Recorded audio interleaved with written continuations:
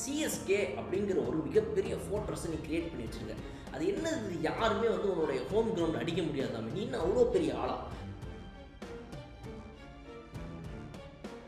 தோனி அப்படின்றவர் வந்து உங்களுடைய டீம்ல சும்மா வந்து உட்காந்துட்டு இருக்க ஒரு வீரர். எதுக்கு விளையாடுறாரு? அவர் வந்து இதுக்கு பதிலாக விளையாடாமே இருக்கலாமே, ரிட்டையர் ஆக சொல்லியிருந்தேன்.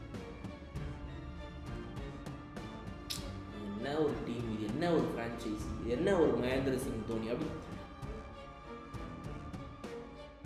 நீ தோனி ரிட்டையர் ஆயிரு, கிளம்பிடு, அவ்வளோதான், வேஸ்ட்டு அப்படின்னு சொல்லி ஒரு அங்கிள் பேசின வீடியோ வைரலாக.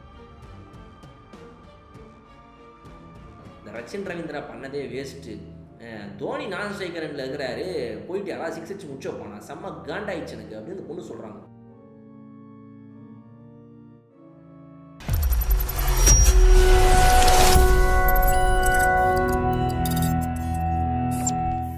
CSK versus RR, CSK versus ஆர்சிபியோடைய பழைய கணக்கு கொஞ்சம் முடிச்சுட்டு அப்புறம் நம்ம சிஎஸ்கே வெர்சஸ் ஆர்ஆருக்குள்ளே போவோம். Boys and girls, my disk hi from Bala. இது ஒன்றும் தோனிக்கு முட்டு கொடுக்குற ஒரு வீடியோ கிடையவே கிடையாது. ஆனால் சில விஷயங்களை கொஞ்சம் தெளிவாக பேசிடலாமேன்னு தோணுச்சு. இப்போ இந்த நேரத்தில் இந்த வீடியோ ரொம்ப ரொம்ப தப்பான வீடியோ, பண்ணவே கூடாத வீடியோ. என்ன அப்படின்னா, சில விஷயங்களை சரியாக நியாயமாக பேசணும்னு நினச்சி பேசுறது. ஏன் அப்படின்னா, மொத்த ஊரும் ஒன்றா சேர்ந்து சிஎஸ்கேவையும் குறிப்பாக தோனியை டார்கெட் பண்ணுற இந்த நேரத்தில் இந்த வீடியோ ரொம்ப தப்பான வீடியோ. ஆனால் ஒரு 3 மாதத்துக்கு அப்புறம் போட்டு பார்க்கும்போது இந்த வீடியோ ஆமாம்ல அப்படின்னு நமக்கு தோணும். அப்படிப்பட்ட விஷயத்தை தான் இந்த வீடியோவில் பேச போகிறோம். என்ன அப்படின்னா, திரும்பவும் சொல்கிறேன், முட்டு கொடுக்கல, ஆனால் விஷயத்தை புரிய வைக்கணும். வருவோமா? ரைட்டு. ஒன்று என்ன அப்படின்னா, நம்ம இதே சேனலில் ஒரு 24 மணி நேரத்துக்கு முன்னாடி சிஎஸ்கே vs ஆர்சிபி மேட்ச் முடிஞ்சப்போ ஒரு வீடியோ போட்டிருந்தோம். 4-5 வீடியோ போட்டிருந்தோம், 7-8 வீடியோ போட்டிருந்தோம். நம்ம அதில் குறிப்பிட்டு ஒரு 2 வீடியோவில் தோனி பற்றி பேசியிருந்ததில் அதில் ஒரு வீடியோவில் வந்து தோனி நம்பர் 9 ஏன் வந்து விளையாடினாரு நம்ம கூட அதை பற்றி பேசியிருந்தோம். ஸோ அதில் நம்ம கேட்டது என்ன அப்படின்னா, கன்ஸ்ட்ரக்டிவ் கிரிட்டிசிசம். அதாவது நம்ம கிரிட்டிசைஸ் பண்ணுறோம், ஒருத்தங்களை வந்துட்டு நம்ம வந்து குறை சொல்கிறோம், ஆனால் அதை கன்ஸ்ட்ரக்டிவான, அதாவது வந்து அதை வந்து அவங்களுக்கு வந்து ரைட்டுப்பா, ஓகே, இதில் சரியான விஷயங்கள் இருக்குல்ல, நம்ம இதை வந்து சரி செஞ்சுக்கலாம் அப்படிங்கிற மாதிரி ஒரு விஷயமா நம்ம பேசியிருந்தோம். உதாரணத்துக்கு நம்பர் 1, ஏன் வந்துட்டு சிஎஸ்கே ஆக்ஷனில் எவ்வளோ கேவலமாக பண்ணிச்சு அப்படின்னு பேசியிருந்தோம். 2வது, ஏன் பிளேயிங் லெவனில் இவரெல்லாம் வச்சுருக்கிறாங்க அப்படின்னு கேட்டிருந்தோம். 3வது, எதுக்கு எல்லாருமே இப்படி பேட்டிங் இன்டென்ட்டே இல்லாமல் ஆடுறாங்க அப்படின்னு கேட்டிருந்தோம். 4வது, தோனி எதுக்கு நம்பர் 9 வந்து விளாட்றாரு, ஏன் அவரால் 4-5 வந்து விளாட முடியாதா அப்படின்னு நம்ம கேட்டிருந்தோம். ஸோ இது எல்லாமே வந்துட்டு கிரிக்கெட் சம்மந்தமாக அனாலிட்டிக்கலாக, கிரிக்கெட்டை டெக்னிக்கல் ஆஸ்பெக்டில் மட்டுமே கிரிக்கெட்டாக வச்ச கிரிட்டிசிசம். ஸோ இது வந்துட்டு நம்ம பண்ணோம். பட் சுற்றி நடக்கிறதெல்லாம் என்ன அப்படின்னா, வேறு சில விஷயங்கள் நடக்குது. ஒரு 5 மேட்டர் நம்ம இந்த வீடியோவில் பார்த்துருவோம். 1, நான் சொல்கிறேன் இந்த கன்ஸ்ட்ரக்டிவ் கிரிட்டிசிசம். இது இல்லாமல் இன்னும் 4 விஷயங்கள் ஆன்லைனில் போயிட்டு இருந்திருக்கு. இதுதான் எல்லாரும் கான்சன்ட்ரேட் பண்ணுறாங்க. யாருமே இந்த கன்ஸ்ட்ரக்டிவ் கிரிட்டிசிசமை கான்சன்ட்ரேட் பண்ணல. ஸோ பண்ணிகிட்டு இருக்கிறது என்ன அப்படின்னா, 2வது மேட்டர் வரும், அதுதான் கான்சன்ட்ரேட் பண்ணிகிட்டு இருக்கிறது. சிஎஸ்கே அப்படிங்கிற ஒரு மிகப்பெரிய ஃபோர்ட்ரஸை நீ கிரியேட் பண்ணி வச்சுருக்க. அது என்னது, யாருமே வந்து உன்னுடைய ஹோம் கிரவுண்ட் அடிக்க முடியாதாமே, நீ இன்னும் அவ்வளோ பெரிய ஆளா? நான் வந்துட்டு 2008 தான் கடைசியாக அவன் ஊரில் வந்து ஜெயிச்சேனா, அப்போ இந்த தடவை நான் வந்து ஜெயிச்சு காட்டுறேன் அப்படின்ற ஒரு வெறியை வந்து ஆர்சிபி உள்ளுக்குள்ளே வச்சுருந்தாங்க. அதை உண்மையாகவே உடச்சி காட்டி தான் எவ்வளோ பெரிய மாசான ஒரு டீம் அப்படிங்கிறத ப்ரூவ் பண்ணாங்க. இது ஒரு சூப்பரான விஷயம். இதை நம்ம கான்சன்ட்ரேட் பண்ணோமா? இது கொஞ்சமாக பண்ணோம். நெக்ஸ்ட்டு, அடுத்தது, எதனால் இந்த விஷயங்கள்லாம் இவ்வளோ பெருசாக வந்து ஒரு பூதாகரமாக கிளம்புது? இதே வேறு ஒரு மேட்ச், வேறு ஒரு டீம் கிட்ட சிஎஸ்கே தோற்று போயிருந்தால் இவ்வளோ பெருசாக கிரிட்டிசைஸ் பண்ணப்பட்டிருப்பாங்கன்னா இல்லை, என்னப்பா இது இப்படி விளாட்டாங்கன்னு புலம்பிட்டு போயிருப்பாங்க. ஆனால் இவ்வளோ தாக்குதல்கள் அப்படியே போட்டு அடிக்கிறதெல்லாம் எதுக்கு அப்படின்னா, அதுதான் இந்த 3வது விஷயம். இது வந்து சிஎஸ்கே வெர்சஸ் ஆர்சிபின்ற அந்த ரைவல்ரி. ஏற்கனவே வந்து இது வந்து ஒரு விராட் கோலி வெர்சஸ் தோனிங்கிற ஒரு மிகப்பெரிய 2 ஆராவை வச்சுருக்கிற பிளேயர்ஸுடைய டீமு. அடுத்து தமிழ்நாடு வெர்சஸ் கர்நாடகான்னு சொல்லி 2 ஸ்டேட்டை சம்மந்தப்பட்ட ரைவல் ஸ்டேட்ஸுக்கான ஒரு டீம்ஸ் ரெப்ரசன்ட் பண்ணி விளையாடக்கூடிய மேட்சஸ்ஸு. ஸோ இது எல்லாமே சேர்த்து தான் வந்து இந்த சிஎஸ்கே வெர்சஸ் ஆர்சிபின்ற ரைவல்ரி இதை வந்து நல்லா அப்லிஃப்ட் பண்ணியிருக்குது. இது 3வது. ஸோ இது எல்லாத்தையும் நம்ம தனியாக பிரித்து பார்க்கும்போது நமக்கு கிளாரிட்டி கிடைக்கும், என்ன நடந்துட்டு இருக்குது நம்மளை சுற்றி அப்படின்னு. 4வதும் 5வது தான் ரொம்ப முக்கியமானது. இங்கே தான் பிரச்சனை இருக்குது. 4வது என்ன அப்படின்னா, பர்சனல் அட்டாக் ஆன் எம்எஸ்டி. நேற்று மேட்ச் முடிஞ்சு நீங்கள் நிறைய பேர் பாருங்கள், இப்போ நம்ம ஸ்டார்டிங்கில் சொன்ன இந்த 3 விஷயம் பற்றி எவ்வளோ பேர் பேசியிருப்பாங்க. அதுவும் முக்கியமாக அந்த கன்ஸ்ட்ரக்டிவ் கிரிட்டிசிசம் பற்றி என்னப்பா எதுக்குப்பா அவர் கான்வே விளாடினார், எதுக்கு வந்துட்டு நம்ம இந்த தீபக் கூட விளாடினார், இதெல்லாம் எத்தனை பேர் கேட்டாங்க, எத்தனை பேர் கேட்டிருப்பாங்க. இதில் கான்சன்ட்ரேஷன் கம்மியாயிடுச்சு. அடுத்து சிஎஸ்கேவும் நான் உள்ளே பூந்து அடிச்சேன்டா அப்படின்றத ஆர்சிபி செலிப்ரேட் பண்ணாங்க, நல்லா வச்சு செஞ்சாங்க சிஎஸ்கே ஃபேன்ஸை. ரைட்டு. மூணாவது, இது ஆர்சிபி vs சிஎஸ்கே ரைவல்ரி, பலகால போர் அப்படின்ற இது ஓகேவா இருந்துச்சு. ஆனால் கான்சன்ட்ரேஷன் எங்கே எல்லாருக்கும் இருந்துச்சு அப்படின்னா, நான் சொல்கிற அந்த நாலாவது விஷயம், மகேந்திர சிங் தோனிங்கிற அந்த நபர் மேலே கான்சன்ட்ரேஷன். தோனி அப்படின்றவர் வந்து உங்களுடைய டீமில் சும்மா வந்து உக்காந்துட்டு இருக்க ஒரு வீரர். அவர் வந்து நம்பர் 9 விளாடுறாரு. எதுக்கு விளாடுறாரு? அவர் வந்து இதுக்கு பதிலாக விளாடாமே இருக்கலாமே, ரிட்டையர் ஆக சொல்லிடுங்க. நேற்று காலையில் வரைக்கும் இந்த டிக்கெட் கிடைக்காதான்னு ஏங்கி போய் பார்த்தவங்க. நான் வந்து இந்த பிளாக்ல போய் டிக்கெட் வாங்கி பார்த்தது கிடையாது. நான் வந்து இந்த 15,000-20,000 போய் போட்டு ஒரு நாள் ஒரு மேட்ச் பார்த்து கிடையாது. ஸோ அதை தெளிவாக முன்னாடியே சொல்லிடுறேன். இருந்தாலும் அதெல்லாம் பண்ணவங்க டக்குன்னு அப்படியே மாறிட்டாங்க மொத்தமாக. எப்படி? என்ன ஒரு டீம் இது, என்ன ஒரு ஃப்ரான்ச்சைசி, இது என்ன ஒரு மகேந்திர சிங் தோனி அப்படி. அது எப்படி இந்த கிரிக்கெட் ரசிகர்களில் இந்த மாதிரி சில பேர்னால மட்டும் வேர்ல்டு கப் ஆரம்பிக்கும் போது பாரத் மாதா கி ஜே, வேர்ல்டு கப்பு தோத்த உடனே தூக்கி போடுறான் அப்படின்னு சொல்லி உடனே கொளுத்தி வாங்க, வீட்டில் வந்துட்டு வாசலில் போடுறது, உருவ பொம்மையை எரிக்கிறது, இந்த மாதிரி கேட்டகரி ஆஃப் மக்களை புரிஞ்சிக்கவே முடியல. இமோஷ்னலாக கிரிக்கெட்டை நீங்கள் அட்டாச் ஆகிக்கிறது, இமோஷ்னலாக அது வந்து ஒரு மோர் தேன் கேம், இது வந்து என் உயிர் நாடி அப்படி இப்படின்னு சொல்கிற எல்லாம் okay right. But at end of the day அது வந்து என்டர்டைன்மெண்ட்டில் இருக்கக்கூடிய ஒரு ஃபேக்ட் கிரிக்கெட். சரி, அதை நான் என் உயிர் மூச்சா பார்க்குறேன்ப்பா, எனக்கு அது பிடிச்சிருக்குப்பா அப்படின்னு சொன்னால் கூட அது ஒரு புரியல. ஸோ அந்த வகையில் தான் இருந்துச்சு. இந்த சிஎஸ்கே கூடிய சில ரசிகர்கள் வந்துட்டு வெளியே வந்து மேட்ச் முடிச்சுட்டு ஸ்டேடியமில் வெளியே வந்து பேசும்போது நான் என்ன சொல்கிறேன்னா, சிஎஸ்கே வேண்டாம் விட்டு கொடுத்தா, தோனி வேண்டாம் எல்லாரும் முன்னாடி விட்டு கொடுத்தேன், நீ வந்து ஒரு சிஎஸ்கே ரசிகர் தானே, அப்படி சொல்ல வரல நான். பட் நீங்கள் என்ன பண்ணுறீங்கன்றது நீங்களே யோசிச்சு பாருங்களேன். நீங்களே தான் 15,000-20,000 டிக்கெட் கொடுத்து போய் மேட்ச்சை பார்க்குறீங்க. கேட்டால் இந்த தோனி வந்து எங்களை வர வச்சாரப்பா, தோனி கையை பிடிச்சிட்டு வந்து உட்கார வச்சாரா? இன்னொன்று, இந்த பிளாக்ல டிக்கெட் விற்கிறத பற்றி, அதுக்கு வர அந்த விஷயத்தை பற்றி கடைசியாக வர 5வது மேட்டர் தான். ஸோ இந்த மாதிரி பர்சனல் அட்டாக் ஆன் எம்எஸ்டி தான். எம்எஸ்டி ரிட்டையர் ஆயிடணும். எம்எஸ்டி கிளம்ப வேண்டிய டைம் வந்துருச்சு. யார்? 16 பாலில் 30 அடித்த எம்எஸ்டி ரிட்டையர் ஆகணும். ஆனால் அதுக்கு முன்னாடி இந்த 7-8 பேர் விளாட்னாங்கல்ல, அவங்கள பற்றி யாருமே பேசலை. சில பேர் பேசினாங்க, ஆனால் எல்லாருடைய டார்கெட் தோனி மேலே தான் இருந்துச்சு. ஸோ இதை நம்ம எப்படி பார்க்குறோம் அப்படின்னா, ஓவராலாக இதுக்கு முன்னாடி நம்ம பேசின எது பற்றியுமே யாருக்கும் கவலை இல்லை. அது வந்து ஒரு கன்ஸ்ட்ரக்டிவ் கிரிட்டிசிசமாக, டீமை எப்படி சரி பண்ணலாம், என்னென்ன விஷயங்கள் இருக்குது, ஆக்ஷன் அதெல்லாம் கொஞ்சம் பேர் பேசுவாங்க. அப்புறம் அந்த சிஎஸ்கே ஆர்சிபி ரைவல்ரி, சிஎஸ்கேயோட செலிப்ரேஷன், ஆர்சிபியோட செலிப்ரேஷன், இதெல்லாம் கொஞ்சம் பேர். முக்கியமாக எல்லாரோட பார்வையும் இந்த தோனிங்கிற நபர் மேலே இருக்குது.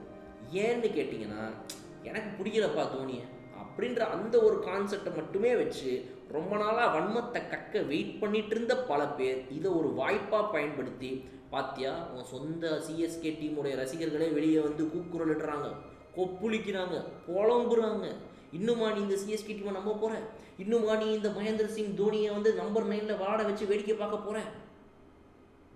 சிஎஸ்கேவுடைய team, franchise, owner, coach, fans, brand அம்பாசிடருங்கள்லேருந்து ஆரம்பித்து அந்த பிராண்டு உள்ள இருக்கிற கொலாபரேஷனில் இருக்கிறவங்க, ஸ்பான்சர்ஸு எல்லாரும் தோனி நீங்கள் என்னவோ ஆடுங்கப்பா, ரைட் ஓகே, எனக்கும் கவலை தான், கண்டிப்பாக நீங்கள் நம்பர் 4 நம்பர் 5 ஆடணும். பட் அதுக்கான காரணம் என்ன, அதை நம்ம யோசிக்கணும், அதை நம்ம கேட்கணும், தெரிஞ்சுக்கணும். கண்டிப்பாக எனக்கும் அது கோவம் இருந்துச்சு. நானும் போட்டிருந்தேன் வீடியோ, எதனால் மகேந்திர சிங் தோனி நம்பர் 9 வந்து விளாடினார், எதனால் அவரால் வந்து மேலே வந்து ஆட முடியலன்ற கேள்வியை நம்மளும் கேட்டிருந்தோம்.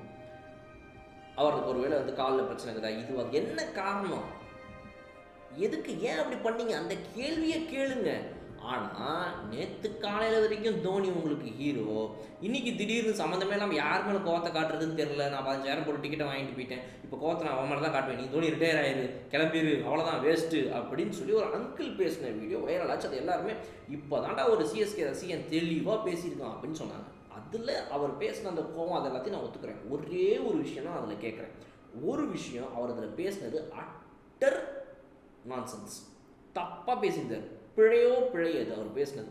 ஆனால் அதை எல்லாரும் அதுதான் கரெக்ட்னு சொல்லிட்டுருக்காங்க. அது என்ன, அதை பற்றி பேசுவோம். அந்த அங்கிள் சொல்கிறாரு, ஆமாப்பா விஜய் அஜித் பார்த்துருப்பீங்க நீங்கள் எல்லாருமே, ஆமாப்பா விஜய் அஜித் மாதிரி தானே இதுவும், அவங்களுடைய படம் மாதிரி தான், இவங்க எல்லாருக்கும் தெரியும், தோனிக்கே தெரியுமே, தோனிக்கு தெரியாதா, 12,000 ரூபாய்க்கும் 15,000 ரூபாய்க்கும் டிக்கெட் கொடுத்துட்டு தராங்கன்றதெல்லாம் தோனிக்கு தெரியாதா? ஆமாம், அது தெரிஞ்சு தான் வேணும்னே 13வது ஓவரில் அவர் நினச்சிருந்தா வந்திருக்கலாம். அவர் ஏன் 18வது ஓவருக்கு மேலே வராரு? அது ஒரு ஹைப்பை கிரியேட் பண்ணி ஒரு பில்டப் பண்ணி அதுக்கப்புறம் வருவாராமா. இப்போ நான் கேட்குறேன் 2 கேள்வி. ஒன்று, மகேந்திர சிங் தோனிக்கு நீங்கள் சொல்கிற மாதிரி அந்த டிக்கெட்டோடைய விலை தெரிஞ்சு ஓகே ரைட், அவருக்கு ஆமாம் பிளாக்ல விற்கிது போதும். பிளாக்ல விற்கிற டிக்கெட்லேருந்து மிச்ச காசு நீங்கள் கொண்டு வந்து ஒரு போர்ஷன் ஆஃப் அமௌண்ட்டை நீங்கள் ஷேர் மாதிரி தோனி அக்கௌண்ட்டில் போட்டு விட்றீங்க. எத்தனை பேர் இப்போ இந்த வீடியோ பார்த்துட்ருக்குற நீங்களே ஆன்லைன்லேயோ இல்லை நேரில் ஃப்ரெண்டு மூலமாகவோ டிக்கெட்டை வாங்கி அப்புறம் வேறு விலைக்கு விற்றதோ இல்லை கிரவுண்டு வாசலில் போய் விற்றுருப்பீங்க. பல பேர் இந்த வீடியோவை பார்த்துருக்கவங்களே சில பேர் பண்ணியிருப்பீங்க, சில பேர் அட்லீஸ்ட் பண்ணியிருந்திருப்பீங்க. இல்லை பிளாக்கில் விற்கிறவங்க நீங்கள் யாருமே பார்த்துருப்பீங்க. ஆன்லைனில் டிக்கெட்டை எப்படியோ கஷ்டப்பட்டு புக் பண்ணியிருப்பான், அவசரமாக எப்படியோ உட்காந்து எல்லா வேலையும் விட்டு ஆன்லைன் டக்குனு ரெடியில் புக் பண்ணியாச்சு. எதுக்கு? மேட்ச் பார்க்குறதுக்கு இல்லை, பிளாக்ல விற்று காசு பார்க்குறதுக்கு. அந்த ஒரு ஸோ எக்ஸன் ஒய் உங்கள் சர்க்கிளில் இருக்கிற ஃப்ரெண்ட்ஸ்லையோ யாரோ ஒருத்தங்க விற்கிறாங்கல்ல, அந்த விற்கிற அந்த ஒரு 3ஆம் நபர் அதுலேருந்து ஒரு ஷேர் பண்ணி தோனிகிட்ட கொடுக்க போகிறாரா? இந்த தோனிக்கும் இந்த 15,000 ரூபா ஸ்கேமுக்கும் என்ன சம்மந்தன்றது எனக்கு புரியல. அதை கொஞ்சம் தெளிவாக விளக்கமாக சொல்லணும்னு நினைக்கிறவங்க தாராளமாக கமெண்ட் செக்ஷனில் சொல்லணும். ஸோ மறுபடியும் சொல்கிறேன், தோனிக்கும் இதுக்கும் ஒரு சம்மந்தமும் கிடையாது. இந்த 15,000 ரூபாய்க்கு டிக்கெட் விற்கிறாங்க, அது விராட் கோலிக்கும் சம்மந்தம் கிடையாது, யாருக்கும் சம்மந்தம் கிடையாது. ஒரு பிளேயருக்கு, தனிப்பட்ட பிளேயருக்கு எப்படி சிஎஸ்கேவோட ஓனர்ப்பா, அவர் சிஎஸ்கேவோட கோ ஓனர்ப்பா, சிஎஸ்கேல அவருக்கு ஷேர் இருக்குப்பா, எல்லாம் ரைட்டு ஓகே. எவனோ ஒருத்தன் ஆன்லைனில் புக் பண்ண டிக்கெட்டை வெளியே வந்து ரோட்டில் நின்று எக்ஸ்ட்ரா 10,000 15,000 விற்கிறான். அதில் தோனிக்கு என்ன லாபம் இருக்குது? சரி, இது முதல் கேள்வி. 2வது கேள்வி கேட்கணும்னு சொன்னாங்கல்ல, அது என்னென்னா, அப்போ தோனிக்கு வந்து உண்மையாகவே இதுலேருந்து லாபம் பார்க்கணும். விஜய், அஜித் மாதிரி இவங்கலாம் பில்டப்புக்காக வெயிட் பண்ணி அப்படியே மாசா என்ட்ரி போடுறாங்களாமா அப்படின்னு சொல்கிறாருல இவர் ஏதோ ஒரு என்ன பின்பத்தில் பேசுகிறாருன்னு தெரில எனக்கு. நான் என்ன கேட்குறேன், அப்போ தோனிக்கு வந்து உண்மையாகவே ஒரு 5 வருஷம் 10 வருஷம் இதெல்லாம் வச்சு காசு பார்க்கணுன்ற ஆசை இருந்தால் முட்டா பையன் மாதிரி அவர் வந்து 18 ஓவர் முடிச்சதுக்கப்புறம் வந்து விளையாடுவார். நான் எப்படியாவது மேட்ச் ஜெயிக்கணும், ஏதாவது ஒன்று பண்ணணும், நம்ம ஒரு பில்டப்பை கொடுக்கணும், நம்ம ஒரு மாஸ் காட்டணும், ஒரு 4 6 அண்ட் 6 போட்டு நம்ம யாருங்கிறத வெறித்தனமாக வச்சுக்கணும். அப்போ தான் வந்துட்டு நம்மள இந்த டீம் வந்து எடுத்துகிட்டே இருக்கும், நம்ம டீமில் வச்சுக்கிட்டே இருப்பாங்க. அப்படி தானே யோசிப்பார். உண்மையாக காசு பார்க்கணும்னு ஆசைப்படுறாரு, மேட்சை தோக்கோட்டு வெடி பார்த்துட்டு இருப்பார். ஸோ அவர் ஏன் 18 ஓவருக்கு அப்புறமா வந்தார்? அதுக்கு காரணம் என்ன? உங்களுடைய பிரச்சனை என்ன? எதுக்கு வந்தீங்க? கேள்வியை நல்லா கேளுங்க, உறக்க கேளுங்க. நான் காசு கொடுத்து உன் மேட்சை வந்து பார்க்குறேன்டா, ஏன் நீ வந்து விளையாடலை? நீ வருவன் தான் நான் வந்தேன், ஏன் வரல? அதை கேளுங்க. அதை விட்டுட்டு உடனே இன்னைக்கு சாயந்தரமே நான் வேற மாதிரி மாறிட்டேன், அப்போ நான் அம்பி இப்போ அன்னியன் அப்படின்னு சொல்லி டப்புன்னு அப்படியே அவ்வளோதான் முடிஞ்சு போச்சு, இவரெல்லாம் வேஸ்ட்டு, ரிட்டையர் ஆக சொல்லுங்க இவரை அப்படின்னா, இது என்ன ஒரு புரிதலில் நம்ம இதை பண்ணுறோம். அதை பல பேர் ஷேர் வேறு பண்ணுறாங்க. அந்த அங்கிளுக்கும் இந்த சம்மந்தம் என்னன்றது எனக்கு புரியல. இது ஒன்று.